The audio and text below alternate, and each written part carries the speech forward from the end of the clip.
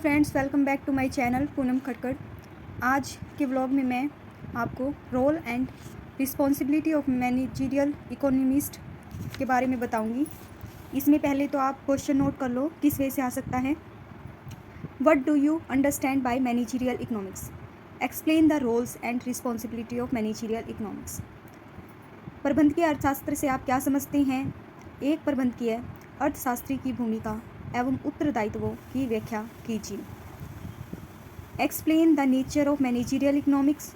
What is the role of managerial economist in a business organisation? प्रबंधकीय अर्थशास्त्र के स्वरूप का वर्णन करें।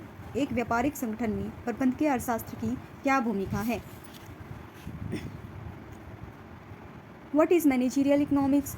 How is it different from economics theory? कि मैनेजरियल इकोनॉमिक्स क्या है, ये आर्थिक सिद्धांत से किस तरह भिन्न है।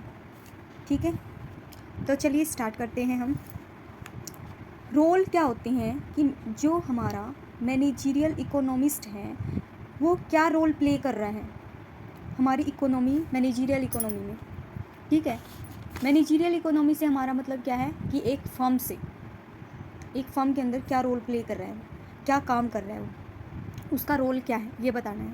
एंड रिस्पॉन्सिबिलिटी क्या है कि वो जो रोल प्ले कर रहा है ना, उसके प्रति उसकी क्या क्या रिस्पॉन्सिबिलिटीज़ हैं, फर्म से के प्रति उसकी क्या रिस्पॉन्सिबिलिटीज़ हैं ये बताएंगे। रोल में आप क्या बताओगे? Study business environment first point है। इसके अंदर आप बताओगे कि मैनेजरियल इकोनॉमिस्ट क्या करता है, बिजनेस इन्वायरमेंट की स्टडी करता है। हमारे पास इंटरनल और एक्सटर्नल दो इन्वायरमेंट होते हैं। इंटरनल क्या होता है कि जिनको हम अपने, क्योंकि हमारे बिजनेस के अंदर होते हैं, उनको हम कंट्रोल कर सकते हैं। लेकिन जो एक्सटर्नल इन्वायरमेंट है, जैसे फिजिकल पॉलिसी, जो गवर्नमेंट की पॉलिसीज़ हैं, और भी बहुत सारी पॉलिसीज़ हैं जिनको हम कंट्रोल नहीं कर सकते। हम उनके अकॉर्डिंग अपने बिज़नेस को क्या कर सकते हैं, बिज़नेस में चेंजेस ला सकते हैं। तो ये क्या करते हैं, इनकी हम स्टडी करते हैं इकोनॉमिस्ट। डिमांड फोरकास्टिंग, जो इकोनॉमिस्ट है वो क्या करता है, प्रीवियस ईयर के डाटा और अपने जो प्रेजेंट के डाटा को एस्टिमेट लगाता है कि भाई इतना डाटा है, पिछले ईयर हमारी जो प्रोडक्ट की डिमांड है इतनी बड़ी है या इतनी कम हुई है, तो इन फ्यूचर हमारे प्रोडक्ट की डिमांड बढ़ेगी या घटेगी। तो उसके लिए क्या करता है, वो फोरकास्टिंग करता है। तो डिमांड फोरकास्टिंग। प्रोडक्शन प्लानिंग में क्या होगा कि वो प्रोडक्ट हमारे मार्केट में जाकर सर्वे करता है कि उसके प्रोडक्ट में क्या क्या कमियां हैं, क्या क्या खूबियां हैं, कि किस किस वे से कस्टमर को अट्रैक्ट कर सकता है। इसलिए वो क्या करता है, प्रोडक्ट की प्लानिंग करता है, प्रोडक्शन प्लानिंग करता है। अब आगे हैं मेंटेनिंग बेटर रिलेशंस। कोई भी फर्म है उसका प्रॉफिट या उसके आगे बढ़ने के चांसेस जब भी हो सकते हैं जब क्या है, कोई भी मान लो फर्म है, उसके अंदर सब पार्ट्स तो होते हैं, मतलब क्या है कि सब डिपार्टमेंट होता है, जैसे sale department, purchase department, finance department. इनके बीच में क्या होना चाहिए, कोऑर्डिनेशन होना चाहिए। कोऑर्डिनेशन होगा, इनको पता होगा कि क्या मोटिव है फर्म का, तो उसी मोटिव को पूरा करने के लिए वो वर्क करेंगे। तो इस तरीके से क्या है कि मेंटेनिंग बेटर रिलेशंस, इकोनॉमिक्स का ये एक रिस्पॉन्सिबल रोल है कि भाई वो क्या करे, मेंटेन करे बेटर रिलेशनशिप अपने डिपार्टमेंट में। कलेक्शन ऑफ इन्फॉर्मेशन, वो क्या करता है कि मार्केट से, जैसे कि मैंने पहले ही पॉइंट में बताया था कि वो क्या करता है, मार्केट से इन्फॉर्मेशन को कलेक्ट करता है।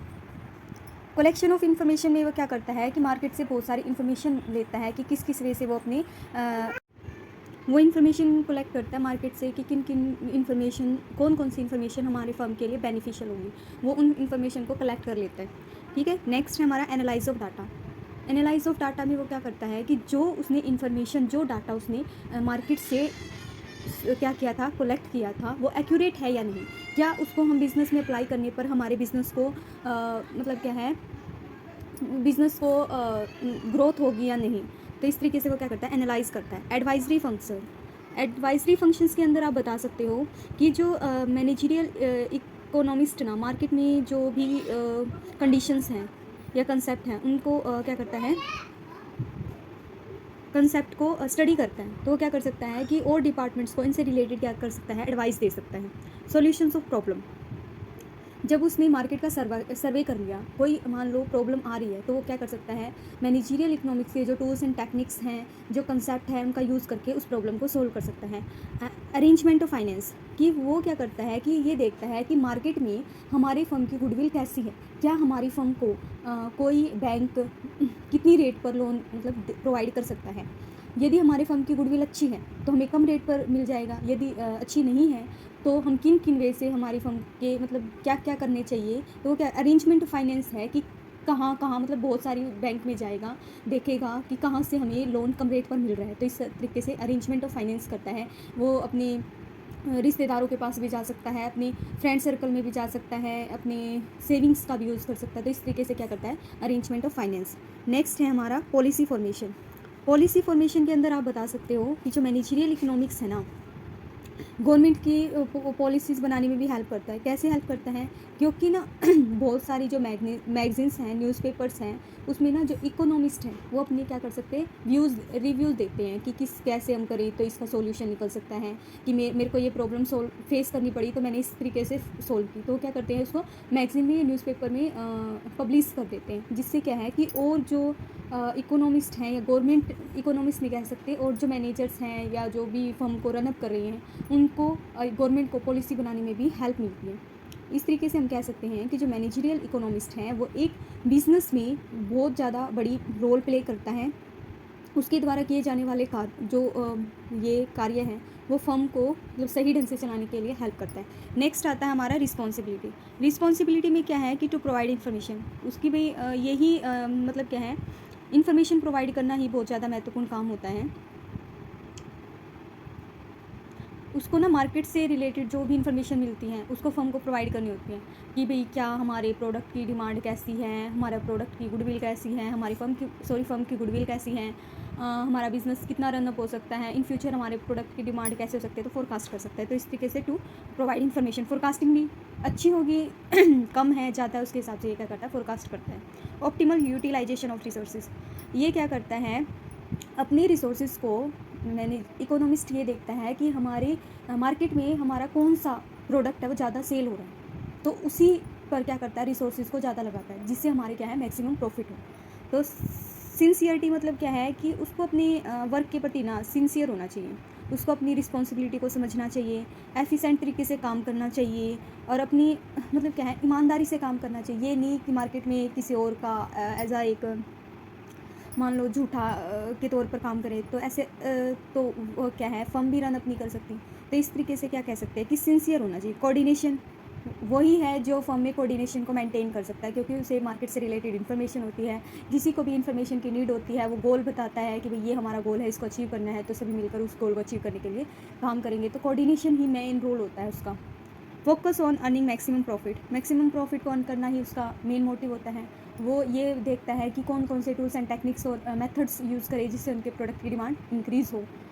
इन प्रोडक्ट की डिमांड इंक्रीज़ होगी तो इन फ्यूचर हमारा प्रॉफिट होगा।